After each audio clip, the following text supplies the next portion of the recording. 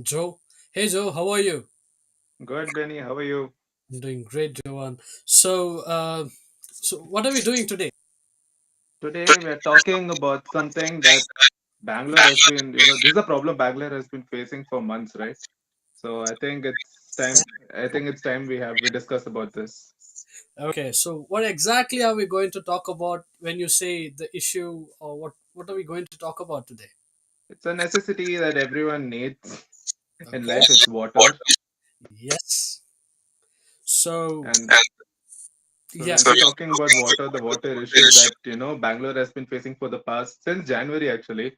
But I feel like the problem has been going like months before that itself, right? From September itself, people have been telling, Bangalore's going to go through a water crisis, and exactly that happened. So yeah, we will be discussing about what's exactly the issue, why, and maybe the some solutions that we can do to save up, the water. okay. So as my friend Johan said, we'll be talking about the issue that's the water and some suggestions. And viewers, you're welcome to please drop in your suggestions and opinions on the comment box. And if you would like to talk to us on WhatsApp, you can ring out to us at 6364 252164, or you can also write to us at info@febaonline.org. So, as we stand in 2024, and it's the month of March, right? So yeah, we are just beginning March, and we have not yet even started the summer season, and we are already started to face the water crisis. So what Yeah. exactly are the reasons that we are facing this issue, Johan? What could it be?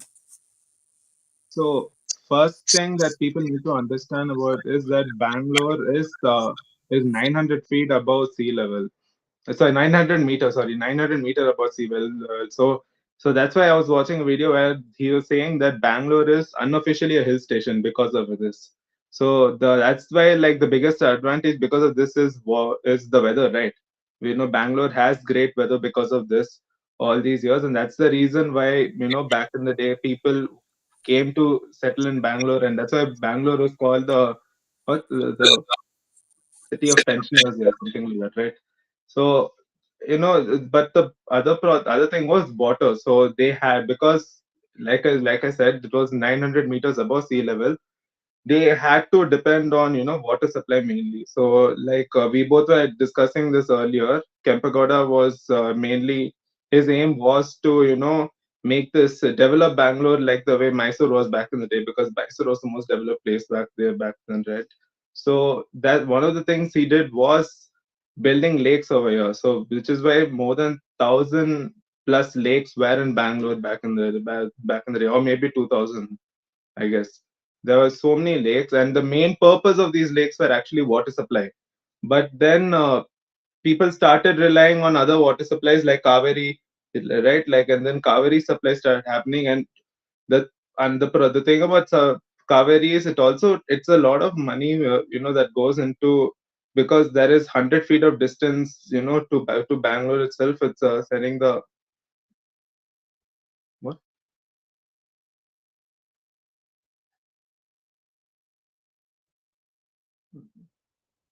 what happened? You can't hear me? Yeah, yeah. Sorry, yeah, there was a technical issue. My mic wasn't working, so yeah, I kind of sorted it. Yeah. So I think it's more of nearly to about 100 kilometers or 1,000 meters. Yeah, something. Something like that. So so they started relying on Kaveri water. They started relying on groundwater, and they started relying on borewell and also water tankers. Like a lot of, like, mainly Bangalore today, they rely, when it comes to water supply, it's mainly water tankers, right? So I think because of these kind of water supplies that started coming to Bangalore, people, like, the purpose of those lakes went away, because of which those lakes started drying up, and the people started building, buildings and lands above all these lakes, and because of this, lot of these lakes just went away in the line in all these years.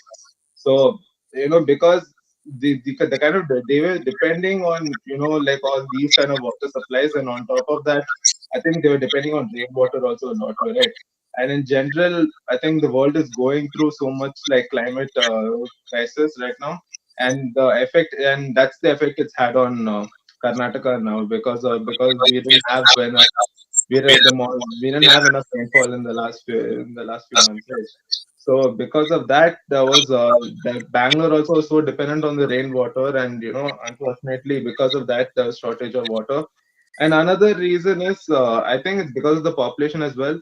Bangalore's population has been increasing drastically in the last, I think, the couple of years, and they're saying by 2025 it'll be 1.25 crores. We are So, somewhere so about big, 0.4 now, 1.14. yeah, I think something like that. So, because of the population increase, there's also like water usage increases, right? So that's what like someone was saying. Like the main reason like this much we are facing a water crisis is also the usage of water. That's increased a lot because of the population as well. And as much like, because the bank in the city we are facing water crisis, but I feel like farmers are struggling even more than us, to be very honest, Yes. because for them, they have they don't have any water for the crops, and they have struggled a lot. And they're saying that we have never seen water shortage this bad in so many years. And they're like, we don't have any enough sufficient water for for the farming, for the crops as well. So I think people need to talk about this as well, about how much farmers are struggling with water, even more than the people living in the city, to be very honest. So, like, I feel like if you don't provide water for the farmers and crop, you will also end up in starvation, right? And True. I feel like, Thing and at like that's what people are saying. Like like people, the world hunger is something people also have to talk about. And one of the things they told is, you provide enough, like support the farmers and you help them enough. And I feel like this, they have to do that as well, because if they don't supply, enough water for the farmers, that we may be facing hunger problem as well. No, actually, there was this one testimony on farmers that I was actually watching on television. And earlier, the farmers used to farm two types of vegetations in one particular piece of land. So that was paddy and ragi, especially Mm, in Bangalore outskirts. mm, And the primary source of water was a particular river. And that was used for irrigation. And they had two vegetations. And when times changed, and what they're getting now is only corn, just corn. mm, And even if they take that corn to the market to sell, they say, no, we don't want this kind of corn, just because the water, the quality, it's toxic. The yeah. water is toxicated. It's filled with toxins. So when we're talking about this river, it's actually originating from Bangalore. When I say Bangalore river, we'll all be wondering, like, what exactly is a river in Bangalore? Yes, there is a river in Bangalore, and I don't Mm, I don't say that's a Kaveri, yes, but then that's a water resource. But yeah, but there's also another water channel in our city, and that's called as Vrishabhavati River, that mm, runs in and around Bangalore. And that was the primary source of water for these farmers who were trying to, pull out paddy and ragi. But then, when this water started to have toxins and when the water started contaminating, a lot of things changed in and around Bangalore and as well as the farming land. First, mm, this river where the reservoir was, it was actually a clean, pure drinking water. People mm. used Yeah, to yeah. drink from it. That was the cleanliness of the water, the river. There was fishes. There were living organisms in the river and the lake where it went and stored up. But now, if a farmer tries to get into that lake, to kind of pull in the water for his irrigation purpose, he starts to go to doctor. You know Mm, why? Because he starts to get the rashes, itching, skin diseases. Waterborne diseases have become a lot, and there's no life in the river. And that river actually now is very much polluted. Sometimes it starts to catch up fire because of the toxic fumes. And I mean, actually, this river, the place where it goes and reaches, it carries a lot of foams in it, foam, mm, a lather of foam. And when something happens due to natural thing, it just starts to fire up. It ignites actually, and then that causes another disaster. So yeah, I think we have to go back and see what exactly happened to our Bangalore city. You know, Kempegowda, he had almost close to about 2,000 plus lakes in Bangalore. As you said rightly, 1,000 plus lakes, and it was more than 2,000 to be precise. And mm, they were all the sources of drinking water. yeah, Bangalore relied on that. And later on, when you, as you said, Kaveri, that Kaveri was the is the primary drinking source now, the source of yeah, water. And what happened to the lake? Just a statistic which says we are left with 211 lakes as of 2020. Right from from 2,000 plus lake, we are mm, down to 211 lakes, and that's within the city limits that we're talking about. yeah, If you talk about the living lakes out of these 200, you can still narrow them down. Just take a yeah. guess. What would be the number? Just take a guess. Uh, Maybe like with less than 50.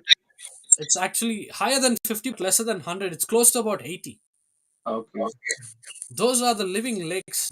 Just that number, 80. Mm, And I was just going to Google Earth like earlier today, and I was wondering like how many lakes actually existed in and around Bangalore. And I moved to Bangalore in a year, and I saw two lakes being encroached yeah. like live in my eye. You can actually now, if you see, there are a number of lakes that's gone missing, encroached.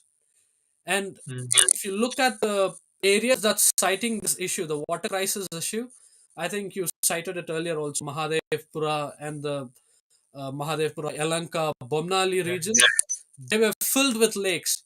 And if you count, I think the floods of Bangalore 2 years back, I guess, these areas were flooded in water. Yeah. And where did the water go? So this aquifers that we have gone dry. The Mm, government bore they dig up to 1,800 feet. yeah, yeah, yeah. 1,800 feet. Actually, a couple of my friends' independent houses, they have their own borewells, which they have dug it to 1,500 feet. And Yeah, yeah. and the return on that was not even close to about an inch of water. Barely. Oh. Mm. So I There think was a time, no, there was a time in Bangalore where you could drill up to like within 150 or 200 feet and you would get water. there was a time. And now Yeah. you have to dig even higher than 1,800 feet, and you still don't get water close to about an inch and a half. You barely get to that number. And with that, you know, as you said, urbanization, a lot Yeah. of people coming in. Yes, that's another factor. More number of people coming into Bangalore, you start to consume more and more of the product, the commodity, the natural resources as usual. So how wise are we in this? That's what we are trying to do today, right? So how wise are we in using these natural resources? Let it be air, let it be water, let it be the soil that we stay on. How wise are we in using this? Wherever we go, we tend to pollute. I'm talking about us, like in majority. There are people who try to save the pollution, but then there are people who don't even care about it. What are we doing today to save the water crisis that we are facing, and what our generation could face? I was looking at an article, and I was going through it, and all it said was, save water, use tap water wisely, shower wisely. But then there are 100 plus ways wherein you can save water. There are 100 plus ways wherein we can save water.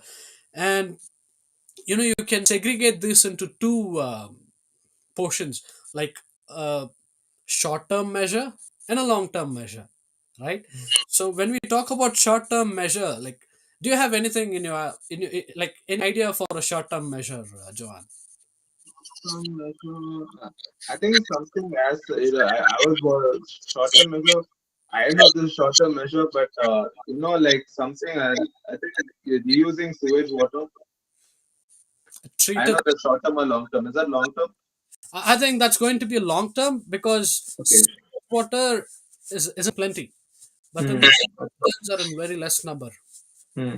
We Okay. need. Something. Okay. Short term in a sense is like a lot of people are saying like even when you start doing something as simple as brushing teeth, right? Like instead of you just turning on the tap and doing, you just fill it up in mug and you do and you brush the teeth. If you can do something small things like this, and also I think shower is another way that people can save up water. And I think another one is the water, like drinking waters, are like water bottles. A lot of them, they throw half, the water bottle half itself because they're not thirsty anymore. So, like I read somewhere like one drop of water can become 5 times or something like that. So, there are many small things like this. I mean, I know this may sound very stupid. Like a lot of these people who are like very much into like health, right? Right? Like they always say you have to consume 3 liters of water in a day. Now, to be very honest, the crisis we're facing right now, if you're consuming 3 liters in a day, you're going to consume 30 liters of water in 10 days. Yeah, And that's and in a month, in a month that's going to be about 90 liters of water. but So cut down on the intake of the water too, right? That's a necessity. yeah, it is a necessity. But then like 90 liters of water being consumed by one single person. If you multiply that with how many people would be probably will do that, it's What can be controlled is if you're not able to consume 3 liters and you throw away a liter, that's where the problem rises. yeah. So I think they need to control. Like I mean, I think try controlling as much as possible. I'm not going to say you have to thirst yourself, You know, but like. we can put it like drink plenty of water, Hmm. plenty of water. Again, Yeah, you have to. You have to. Yeah. this is a summer again. We cannot say no, you don't get thirst. No, that's not possible. Come on. We can't do that. We can't do that. Yeah, but looking at an alternative, yes, if you're thirsty, drink water for your thirst. But then, if you have plenty, just don't throw it away. Yeah.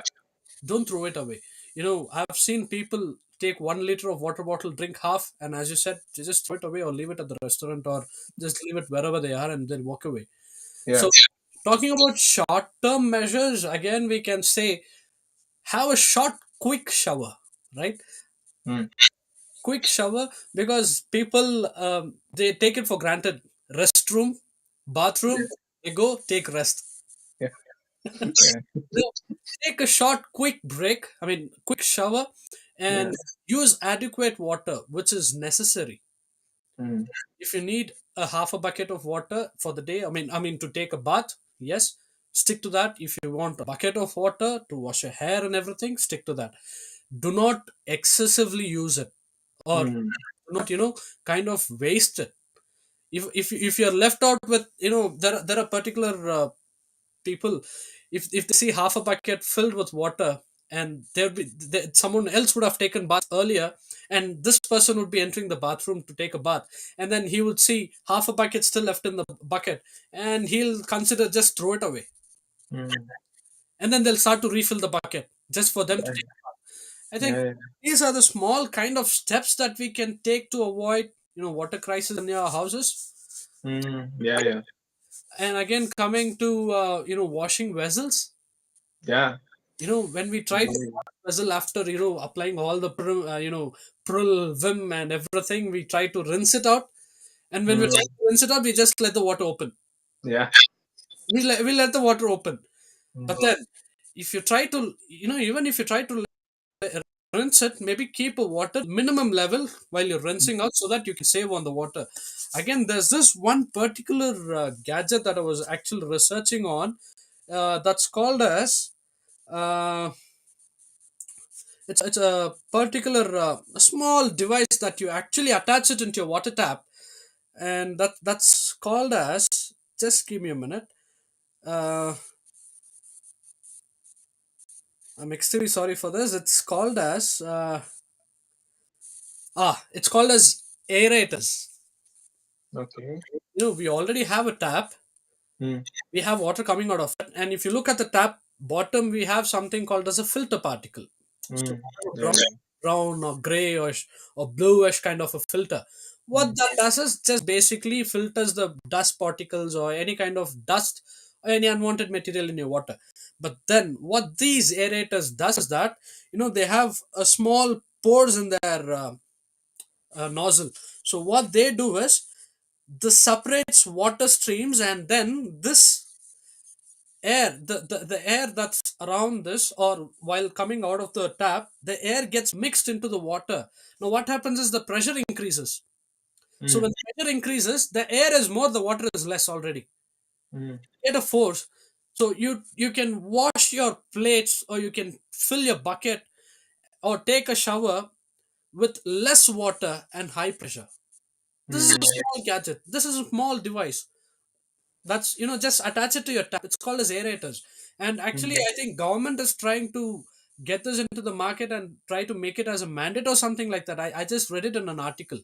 So Okay. I think government is also trying to take this initiative. So Mm. few small steps that we try to take, and we say this: reduce, reuse, and recycle, right? So that's Yeah, not just with plastic, that goes with water as well. water too. Yeah. So let's say you have washed your clothes, you have some water left, but soapy water. Take it Mm, out, use it for flush at least, or take, if you have a car or bike, try to use that water to wash stuff. mm. And we have water purifiers.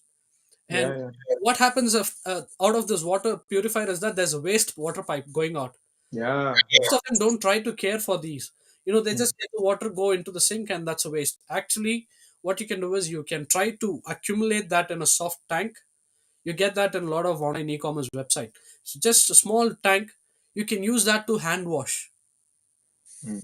You can use it to wash your plates. So it's kind of these kind of simple steps that we can take, for a short term measure. And when we talk about government side, what they're trying to do, I think um, they are trying to dig up more again. 58 areas actually in Bangalore are facing heavy water crisis, and BBMP has tried to dig another 58 bore wells, such thing. And as you said, Mahadevpura and a few other areas, they're actually, for short term measure, the government is actually planning to dig bore wells there. Mm. The main reason is that, I think, is because the water tankers, the water tankers are charging a hefty amount right now. Oh, yeah. They're charging And for double. the area of Mahadevpura, the water tankers charge closely about 3,000 per tanker. What tanker? Per tanker. And that's what My was God. that we all saw on the TV. I mean, the mainline news medias and newspapers. And closely talking to tanker people, they said, "Sir, we closely get to about 60 calls a day." Yeah, 60 calls a day, and they also have bore wells which is dried up again. yeah. So government is trying to take a measure here, and I think government has also instructed tankers to register with BWSSB. Mm. That's a Bangalore Water and Sewage Board, and they've asked them to register with them just to control these prices. Mm. Prices could be set at a nominal price for everyone. So talking about short-term measures, yes, this is. But then, what about the long run? We are still One. not entered the March. I mean, the summer season. We are still in the beginning. We are just entering, and we have started to face the water crisis already. Long Mm. run, what can we do about it? One thing I mentioned was reusing sewage water, right? So, I was reading somewhere that in a day in Bangalore, 150 liter of water is flushed down the toilet. Oof. So, if they find a way to reuse this one, so 150 liters of water in a day, that in a month would be around thousand. That's 4,500 liters of water that's flushed down the toilet. That's So, good. so imagine if there is, if we actually take a step to, reuse this water, we can save 4,500 liters of water in a month. And this can be used, like for gardening purposes as well. And, just for other, not just besides the drinking, there are other purposes of, like for water is used as well, right? Something as simple as, if you want to clean your vehicle, you know imagine that you can in this water crisis, a lot of people might be thinking, like to even use a lot of water for that. So I think, if they take a step like this of reusing the sewage water, definitely I think they, that will save up so much water. And another one is, I think, this drip irrigation, because that, especially for farmers, they say that if more than irrigation, drip irrigation will is 95% more efficient. Yes. And and the thing about the flood irrigation is, I think a lot of the water also gets wasted out compared to this. So drip irrigation is way more efficient, and that can save a lot of water, which is why I think in long term every houses now, I think, is I think are doing, they're trying to save like rainwater, and there's a system that's built for that itself, right? I think that's something, that's made compulsory in every houses.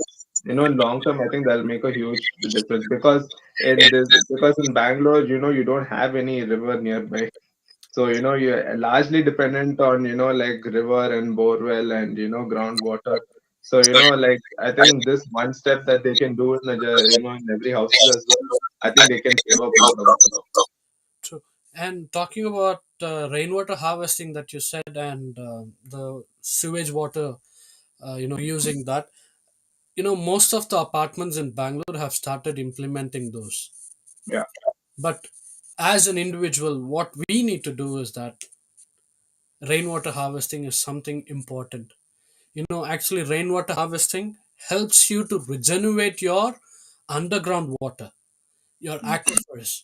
So, rainwater harvesting, it's just not for the namesake that they have given. Some people, just to get the approval from the government to construct their house, they show up a plan and they get it approved. But then the real rainwater harvesting system, if you have that, your underground water level will rise up. And I've seen that, especially in my native places, wherein it's little tougher to get water. And longer run, have a regular checks on your pipes if there's any leak. Oh, you know we tend to forget, and we just take it for, we just tend to forget things that, yeah, it's leaking, I will try to get it fixed, we fixed.